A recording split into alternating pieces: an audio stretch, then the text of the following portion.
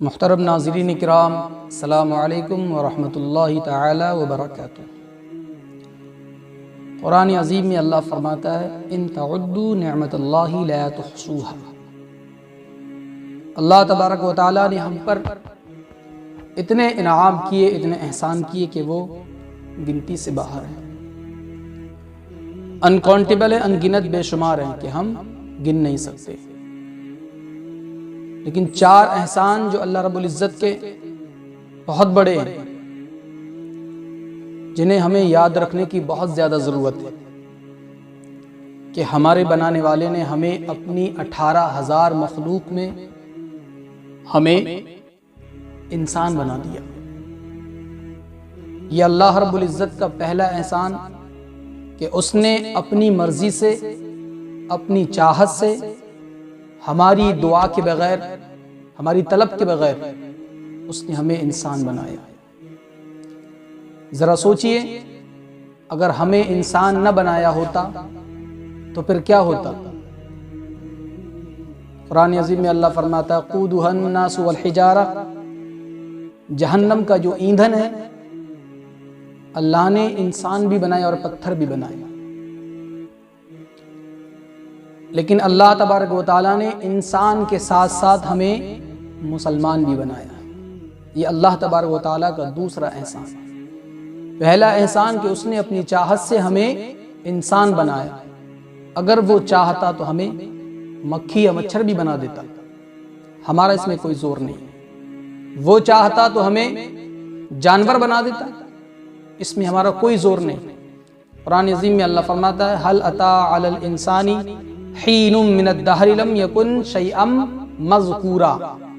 انسان پہ ایک ایسا وقت بھی گزرا ہے کہ وہ قابل ذکر شے ہی نہ تھا، تو جب ہمارا وجود ہی نہیں تھا، ہم پیدا ہی نہیں ہوئے تھے، تو ہم اللہ کی بارگاہ میں کیسے دعا کرتے کہ مولا ہمیں انسان بنانا؟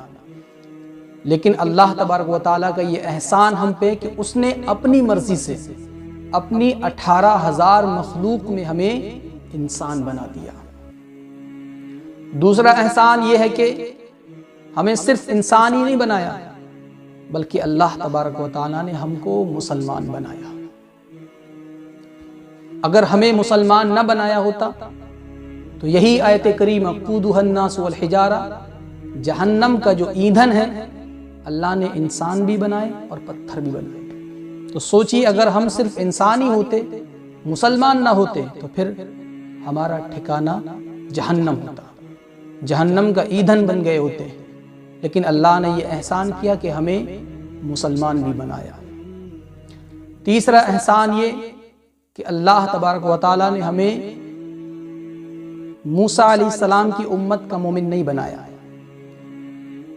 آدم علیہ السلام کی امت کا مومن نہیں بنایا، نوح علیہ السلام اور لوط علیہ السلام کی امت کا مومن نہیں بنایا، ورنہ ہمارے جو گناہ ہیں، ہمارے جو کرتوت ہیں، اگر لوط علیہ السلام کی امت میں ہوتے تو کب کے مارے جا چکے ہوتے، کب کے رگڑے جا چکے ہوتے۔ لیکن اللہ نے یہ احسان کیا کہ اس نے اپنے حبیب کی امت میں پیدا کیا۔